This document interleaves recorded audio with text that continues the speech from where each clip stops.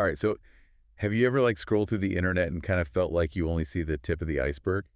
Yeah, like there's got to be more, right? Exactly, like a whole world hiding beneath the surface. And today we're going deep into that world, into the dark web. Ooh, getting right to it. Yeah, and we're using this podcast called The Trending Talk as our guide.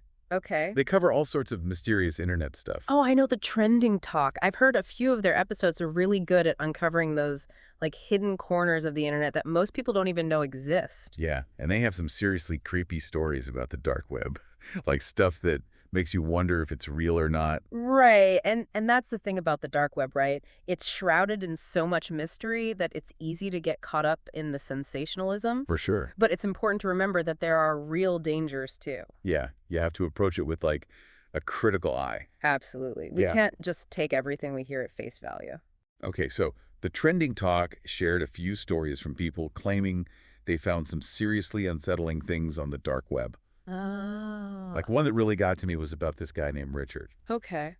And he stumbled upon this live stream while he was browsing. A live stream? What was it streaming? It wasn't clear at first, he just kind of clicked on it out of curiosity. Yeah, Right? yeah. But as he kept watching, things started getting really disturbing. Like what? How disturbing are we talking? Well, the Trending Talk didn't go into too much detail, which made it even creepier. They were like protecting the listeners or something. That's smart, yeah. But they said it was like really graphic and violent. Okay. And Richard couldn't even tell if it was real or staged. See, that's what I mean about the dark web. It messes with your head. Right. Like Yeah. it makes you question everything you see. Absolutely. And that's part of the reason why these stories can be so disturbing. It's that feeling of being a helpless witness to something potentially horrific. You're just watching and you don't know what to do.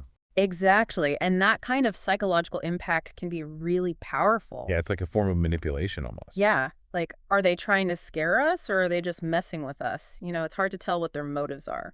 Totally. And it also makes you think about like the ethics of it all, right? Oh, for sure. Like if people are drawn to this kind of content, Yeah. doesn't that make them complicit in a way? That's a really good point. It's a tough question to grapple with because on the one hand, you have freedom of expression and access to information, but on the other hand, there's a moral responsibility to consider.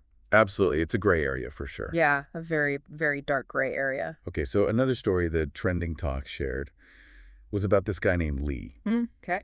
And he was obsessed with like productivity and finding ways to like hack his sleep. Oh, I've heard of these guys, the biohackers. Yeah, exactly. And apparently he found this drug on the dark web that claimed to eliminate the need for sleep.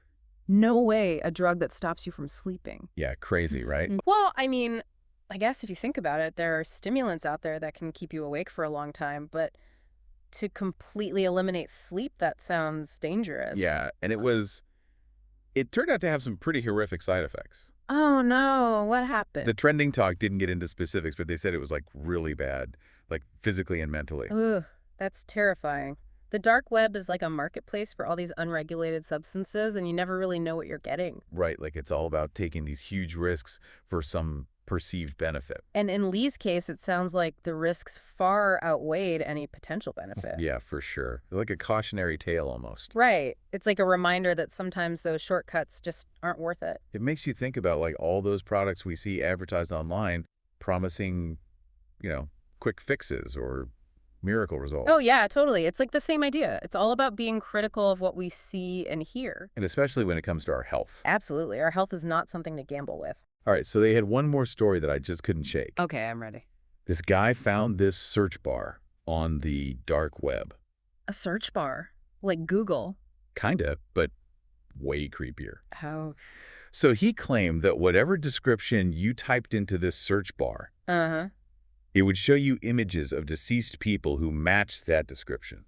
Whoa, hold on. So you're telling me this search bar could, like, find dead people? That's what he claimed. That's messed up. I know, right? Like it's straight out of a horror movie. And is this guy, like, a reliable source? Well, that's the thing with the dark web, right? Yeah. It's hard to know what's real and what's not. Yeah, you're always questioning everything. But even if it's not true, it still makes you think about the possibilities. Oh, absolutely. It's like a glimpse into a potential future that we might not be ready for. Yeah, like how much of our information is out there, how much of our lives is being tracked and monitored.